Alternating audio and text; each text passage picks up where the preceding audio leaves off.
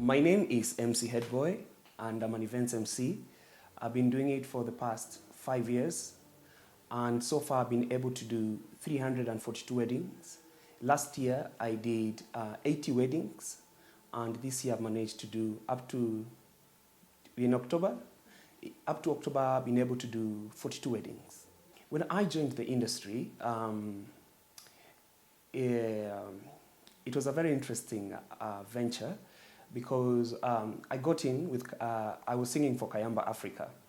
And the thing is, I saw the MCs being paid more than the musicians. So I decided to move from singing, and I went to now the MCing. My history is very touchy because I was a stammerer. I could not talk properly. So it was an opportunity for me. It didn't come by design, it came by default. I was just given some work, and the rest is history. So my experience in the wedding industry has been great, and what I've come to learn that the wedding industry is transforming each and every day. It keeps on transforming. When I got in, up to this point, a lot has really improved or changed. Yeah, so the experience has been bittersweet. I didn't have a mentor or someone who could show me, and there's too much pressure for me to perform. And considering that I was a stammerer and I didn't have confidence, it was a big thing. But let me just put this this way. When I was starting, we had a major problem with families.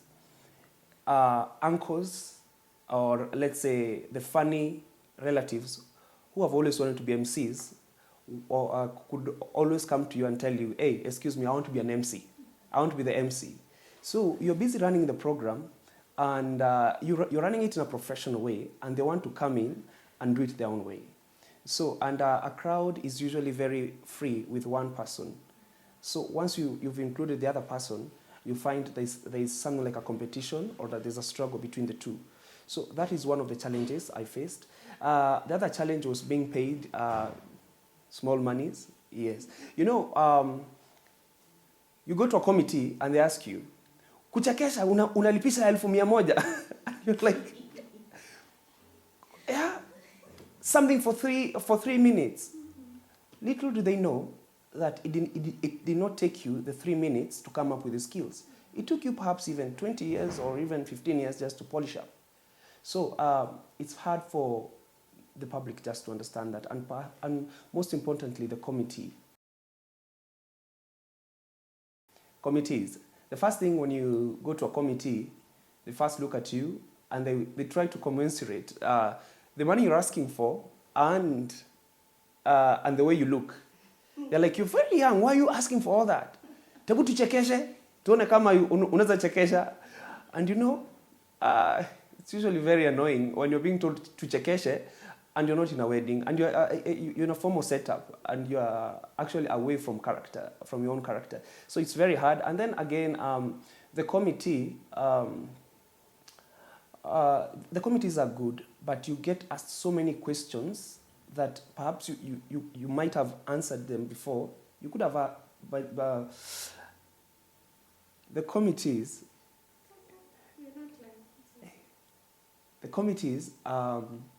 sometimes they can ask you some very personal questions.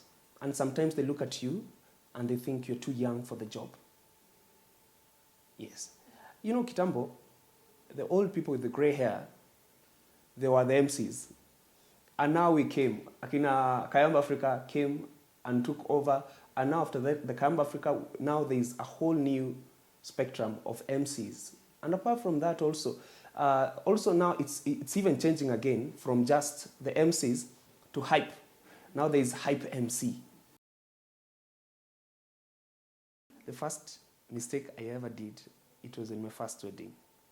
So the pastor was preaching and he was asking guys to give offering, and no one was standing to come and give offering. So nikamwambia watu hawana pesa, wako na fare peke yake. Oh, the pastor was so furious. He told me he would fire me on the spot, on the microphone. That was one of the the highlights. But was it a joke from you? Or It was a joke. I didn't know the limit to my jokes. That was back when I was starting. That was my first wedding. And you'd imagine your first wedding and you messing up. Even before you talk, you've already made a mistake. It was horrible. But now the pastor is a very good friend of mine. Another mistake that I did was undercharging. I didn't know how to charge. I'd come from a place where I was being paid by a second party. And I was charging, let's say a client has given 50,000 for the MC, and you're being paid 5,000. So I grew up knowing that my salary was 5,000 shillings. So I gave that money, I gave that quote out. But as I went by, I came to realize, oh, I need to standardize my fees. Yes. Another mistake I did, let me not say it's a mistake. It was a blessing in disguise. This is a bit personal. So this day I get called for a wedding, and I didn't have clothes. What do you mean clothes? I didn't have suits by then. Like their theme? Just a suit, just a normal suit. I didn't have a normal suit. I kept on borrowing all the time. So this time I get called, and it was in the morning, it's on Saturday morning, the MC has not showed up, so I get called. Hey, I don't have. So my brother comes from school, and he tells me, "Where hauna nguo, sichukue uniform." I take his uniform, and I put them on. Getting out of the house, everyone is like, "Oh, by the way, you look good." And guess what? I get into the wedding with the school uniform. And I was called the head boy, and the name became permanent. And I went on with the uniform for quite some years. It was a good mistake. A wedding, how many you'd consider? A committee or the bridal team has really invested so much in their clothing. Everyone has a new suit, right? The parents have new clothes, the bridal team, and everyone else. Now you go there with your tattered clothes. Is that fair? It's not fair. And that's why I always advise all MCs, you can't go with a short. You can't go with a t-shirt to someone's wedding. And actually, me, I match up. If I come to a wedding, I'm overdressed, it's your problem. When I come to your wedding underdressed, but I think I'm good enough, then that's good. Because you go to some weddings, when you're from home, you're well dressed, but to get there, you feel like you're underdressed. Or you go to a wedding and you feel like, oh, I'm overdressed. So I would say what made me change my dressing, after the uniform, I went to Vitenges. And then one bride from Karen called me and told me, hey, Ken, I admire the way you dress, and the Nigerian thing is good, but you look a bit Cornish. So I was like, oh, okay, fine. So I did away with the Vitenges, 100%. I did away with them. I don't even have one in my house. So I moved to now full suits. And I now even got a designer to even do my suits. Yes, matching up. Actually, brides, to me, nowadays, they don't ask about clothing. They know I have a standard. I have set a standard. When I come to a wedding, I'm properly dressed. A 3-piece suit. And I've never gotten a client telling me how to dress, because going through my profile, they actually see that I dress properly. And I dress to kill. My advice to MCs who dress down, I'll tell them, it's time to march. The industry is growing very fast. You cannot dress down in any wedding. A wedding is an investment. These people have sold their land. The committee have been having sleepless nights planning. People have saved for years. It's their big day. Make it look big by the way you dress. One, a comedian is not an MC. Number 2, a celebrity is not an MC. Number 3, Your favorite cousin who makes you laugh in the house is not an MC. Number 4, your pastor or the one who coordinates the church service is not an MC. An MC is a professional person who has gone through some training, kind of training. An MC is a person who has gone through some experience to be called a professional MC, but not just any person. And you'd be shocked that some get paid so much, over 200,000 shillings, because he's a celebrity or she's a celebrity. And once they get on the ground, they don't know things. Let me tell you, an MC is not just a person who makes you laugh and dance. An MC is a centerpiece, just like the way you have flowers. An MC is a centerpiece, is a reflection of you in your wedding. And an MC shows your family and friends the kind of taste that you have. If you have a good MC, then they will know that you're meticulous, you're very particular. Let us put it this way. You, when you're not around, you'll need a PA. An MC is a PA, is your personal assistant. He entertains your people, he directs your peoples, he guides you, he guides the people. So is a person who needs to have a set of skills. He needs to be very organized, he needs to have PR skills, he needs to be well dressed, he needs to know the kind of jokes, what kind of jokes, how to put them, where not to, and also the kind of dancing. You see, when I was starting, I made so many mistakes. When dancing, you make people go down on the grass to dance. You ask men to come, dance, and sit down. And those things are passed by time. Yes. And there are so many things that MCs go wrong.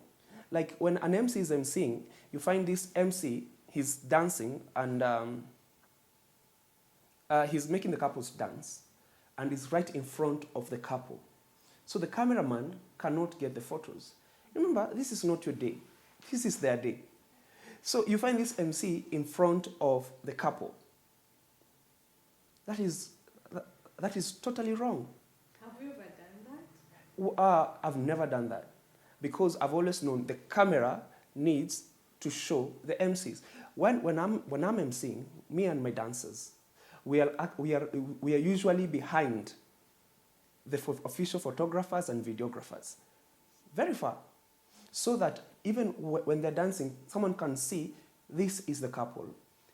We are giving the moves, but again, they can actually see from them that they're the ones who are dancing. And perhaps no one will know that we are the ones who are giving them the cue. Yes, so that is one mistake. Another mistake is, for the MCs, is that when you're taking photos, you're supposed to go next to the man, not to the lady. If I'm putting on a proper suit like this, let's take for example, I'm putting on a proper suit, and there's this, the bride is here and the groom is there. Remember, I'm putting on their theme colors. So people might confuse, who is the groom? When I was starting, I'm a very observant person. I always look, I'm very logical. Even when doing a wedding, I always look at the end in mind. I look at the photos and the videos. So at the end of the day, I look at, these videos are going to be there for a very long time. How can I make them memorable? That is my question. Anytime I get into a wedding, despite how many weddings I've done, I always look, how will these photos be good? And most of the photographers, they will tell you, head boy, his weddings are good, they're organized, and they bring the best of the couples. The biggest failures. So this day, when I start any wedding, I start with men. Men are the ones who start dancing. So I called the father to the groom and the bride. And the father to the groom actually took the microphone and asked all men not to come. Yes. He brought the whole show down. So he asked them, no, huu ni kama wale ma-MC wanaambiaga wengine wakae chini, musikuje. And they didn't stand. So that was the worst. But luckily, by God's grace, I called the women, and the women came out, and it was a great thing. Another thing that has ever happened to me, one of the flaws, was I was doing a Muslim wedding. So during this Muslim wedding, the bride and the groom had put some champagne on the cake table. So the uncles came and asked me to remove the champagne from the cake table. Well, I told them I was not the one who had put it there, and the bride was very particular, and the bride and the groom were very particular about the champagne. So I asked them if they could talk to the bride directly, then I would give a go-ahead for the champagne to be removed from the table. What? It was a Swahili wedding. Within 1 minute, I had been given all the insults in the world. I had been insulted like thoroughly. Wow. So I remember I just asked the DJ to put some music on. I went and sat down, and I took some Fanta, and I relaxed. So the next time getting the microphone, I asked the guys who are the guests. I told them we had come to make merry, to rejoice, to have fun. And the thing about us being making the wedding ours was not right. It was meant for the bride and the groom to make the experience good, you know. So I asked them if they were not happy about anything, to just keep quiet and relax rather than spoiling the whole mood of the wedding. And I remember the women supported me. Hey, all the women were like, yes, MC. All the women who were seated down, they stood up. And the uncles who were against, they stood up and left. So once the uncles had left, we danced, we continued. So when speech time came, I was supposed to call these uncles. I didn't know it was them. So calling, they turned up. To my amazement, they turned up. And I was like, yeah, okay, perfect, sawa. The first thing they did was to greet me, and they said, young man, we like your position. You know your work, and you have stood your ground, and that was good.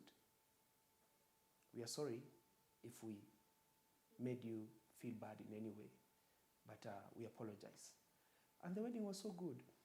Now, the bride did not know anything. So after 2 months, when she's watching the raw copy, that's when she calls me and tells me, she asked me, Aya, head boy, you mean this happened in my wedding? And I'm like, yeah.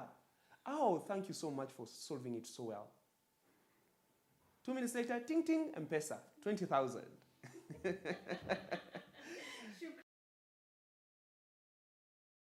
Food is very key. And we have had stories about food. My first incident was when food came at 5. Yes. What had happened is the caterer had gone away. The caterer, I don't know, he got arrested on the traffic, and the food had to delay. So imagine making hungry people dance for hours. And luckily, there was a truck that was there, and I kept on telling them, the food is inside the truck, but after dancing, we are going to eat. And luckily, we danced. At some point, I was like, okay, fine, that's it. And I told them, sasa, mpumzikeni. And then once they were relaxing, the truck food came in. It was such a relief. And the couple was there, or the couple had gone? The couple was there. The couple was there. Another thing is, there was this wedding I was hosting, and the soup. I think they had carried the soup with these big jerrycans, these buckets. All the soups poured. The soup poured, imagine. So the food was just, starchy, just food with no soup. Dry food. Dry food. It was a nasty experience. Yeah. I don't eat in weddings. Why? Because I'm very particular when it comes to food. And my face is very sensitive, and my stomach as well. So anytime I eat food that is not well prepared, I always get a problem. So what I do, I always go and sample. If your food is good, I will eat. And I can actually tell you with a lot of confidence, I eat from 5 caterers. If I know they're providing food in a wedding, without a doubt, I will eat them. So this day, I go to a wedding, I eat. Actually, I was so hungry. It was out of Nairobi.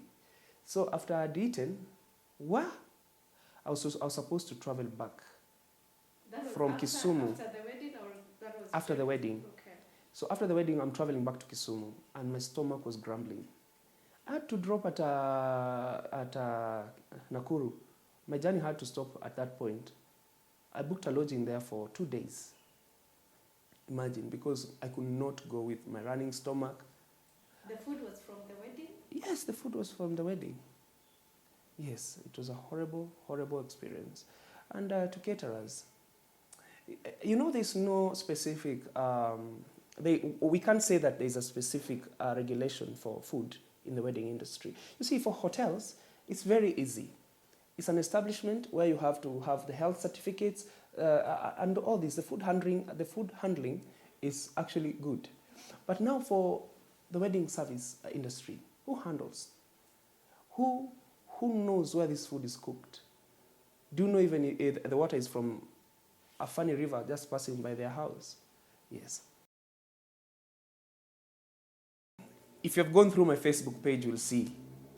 Just recently, 2 weeks ago, it rained cat and dogs. My speakers were burnt, actually my equalizers, and we had to dance on the rain. It was such a horrible experience because everything was set. The church, it was a garden wedding beside the pool. Within 1 minute, the rain came. Everything else was distorted. We had to hold the church ceremony at the reception. And now, being at the reception, you can now imagine the kind of disorganization that we had to go to that side. Now, when the bride went, their car got stuck in the mud. It rained, the grounds were soaked, everything. Actually, I have all the photos. I think I'll send you the photos.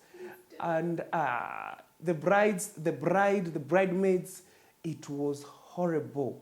You could see us dancing in the rain with umbrella. Actually, I was the one holding the umbrella, but everyone decided to dance in the rain, which was a good thing.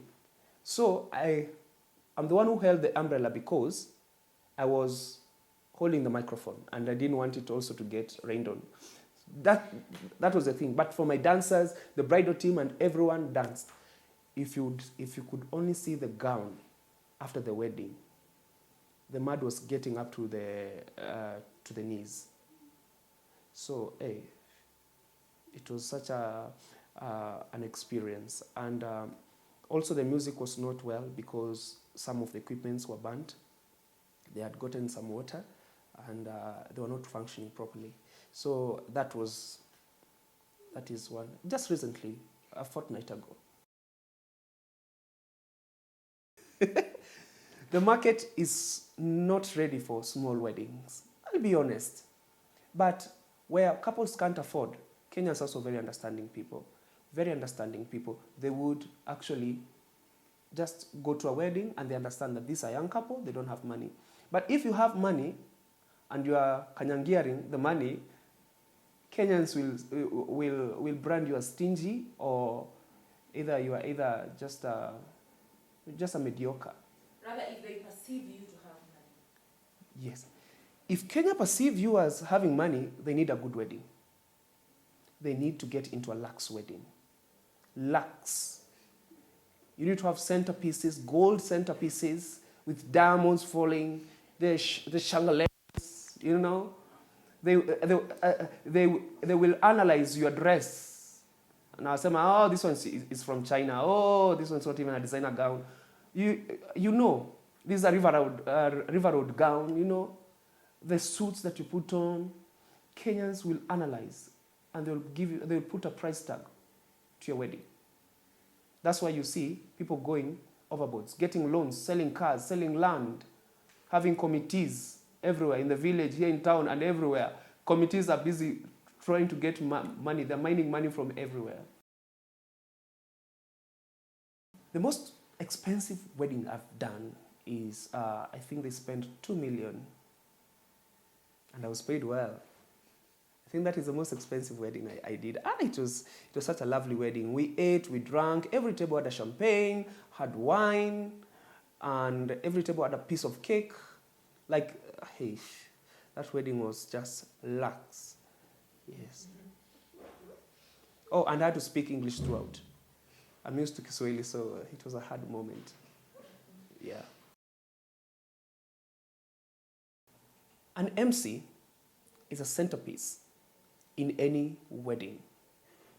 An MC is a contact person to the service providers, to your guests, and to everyone. If you have high-end guests or high-profile people in your wedding, and you have an MC who is half-baked, what will happen is that you'll embarrass yourself. If you have an MC who cannot articulate himself, who has no crowd control management skills, who has no people skills, an MC who can't choose his words wisely, also knowing the kind of jokes, how to engage people, then if you don't have such an MC, or if you have such an MC who has these qualities that are not needed, then your wedding will be something to be talked about. It will be something to be talked about. An MC is an all-rounded person. And when you're looking for an MC, get the right MC through the right channels. So go and visit him where he's doing his wedding or his thing. Go visit him, see how he does his thing, and see if it relates to your lifestyle or to your taste.